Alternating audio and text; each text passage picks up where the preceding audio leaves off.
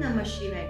પવિત્ર શ્રાવણ માસ દરમિયાન ભગવાન શિવની કઈ રીતે વિશેષ કૃપા મેળવવી એના માટે આપણે ભગવાન શિવના શિવલિંગ ઉપર જુદી જુદી રીતના અભિષેક કરીએ છીએ.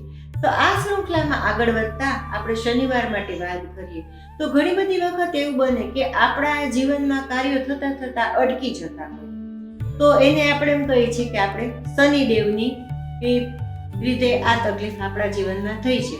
તો આ અટકાયત દૂર કરવા માટે શનિવારે તમારે સરસવ તેલની ભગવાન શિવના શિવલિંગ ઉપર અભિષેક કરવાનો છે. તો તમે ભગવાન શનિની વિશેષ કૃપા મેળવી શકો. ઘણી વખત તમારી કાર્યમાં રૂકાવટ બનતા હોય તો તમારા સાથે જે કામ કરતા કારીગરો હોય કે જેને આપણે લેબર કહીએ તો એ પણ અનિયમિત હોય આપણા જીવનમાં, તો એને કારણે પણ આપણી પ્રગતિ ઘણી વખત ધીમી પડે છે.